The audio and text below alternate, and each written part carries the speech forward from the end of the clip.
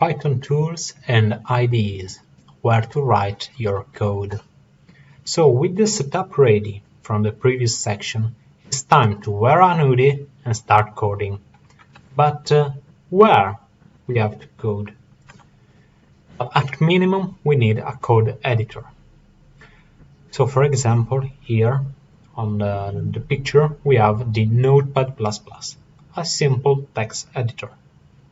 So step 1, we write the code, the Python code, on the code editor and save the file as a .py file. This is the Python extension for files. Step 2, we open the prompt and we execute the code by calling the Python interpreter. This means that we have to move to the folder in which the Python code has been stored, and then we call Python space file name of the Python file.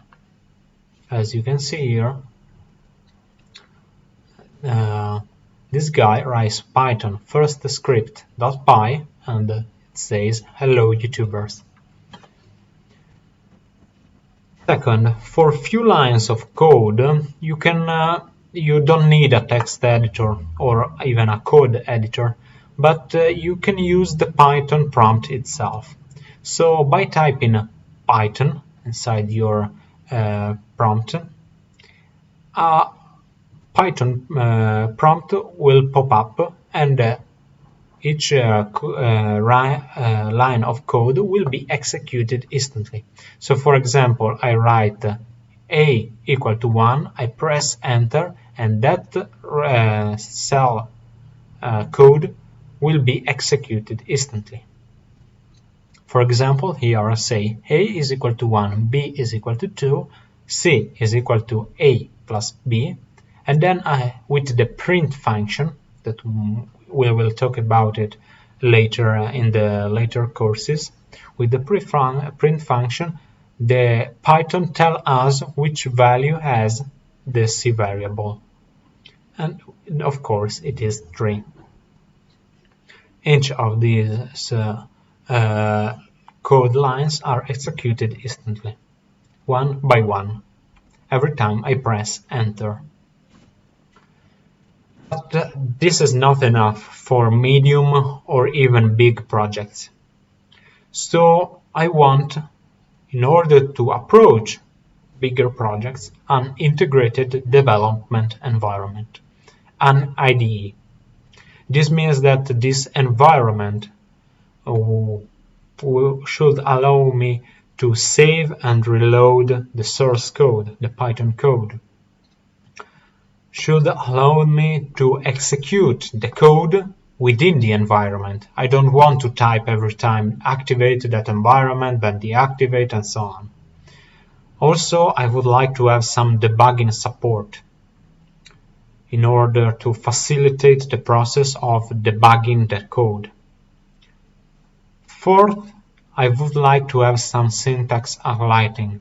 We have already seen that Python is a very simple language. It has a clear syntax. So why not highlighting that syntax? Fifth, I would like to have an automatic code formatting. In this way, I can type code very, very fast. Some integrated development environments are PyCharm, Sublime, Visual Studio Code, and Spider. In the further courses, we will mostly use Visual Studio Code. And before using it, in the next course, I will introduce you the capabilities of this IDE. You are free, of course, to use whatever IDE you prefer, even to follow the code I will write. But for a motor if you need to prototype something, if you need to develop a project very, very fast, or if you remember one of the four programmer stereotypes, if you are a newbie data scientist, you probably will use a Jupyter Notebook. A Jupyter Notebook is a sort of notebook produced by the Jupyter Notebook app, which contains both computer code, Python code of course, and rich text elements like paragraphs. You can write equations using LaTeX. You can save inside the notebook figures, links, etc. It's a very rich environment that allows you to prototype very fast. Because as you can see from the picture, you have some little cells of code. You run each cell one by one. It's like the Python prompt, but inside a cell you can write several lines of code. And also you can run the second cell and then the first one, even if it's not auspicable. But for fast prototyping is very useful. Because if I want to load inside Python a huge set of data, and then I made a little mistake after importing that data, my program will take half an hour to import the data to return me an error. So if I split the code in two cells, the first cell that imports the data and the second one that does the thing that have an error inside it, when I will fix the error, I just have to run the second cell without reloading all the data. This is very important when you are approaching data science, for example, because the first thing you do is load a huge amount of data, and you want to do it once and for all your programming session. So how Jupyter Notebooks work? Well, Jupyter Notebooks work with what that is called a two-process model, because it's based on a kernel infrastructure. So the programming environment takes user input here on the left side, evaluates them here using the kernel. So the information passes through, goes to the kernel evaluates them, and then returns the result to the users through this notebook file, which is stored as a JSON, but is rendered then as an HTML page. So starting from the left side, we have our Jupyter Client. It allows a user to send code to the kernel, so it is a user interface, in a form of notebook document via the browser. The Jupyter Notebook will be opened in the browser.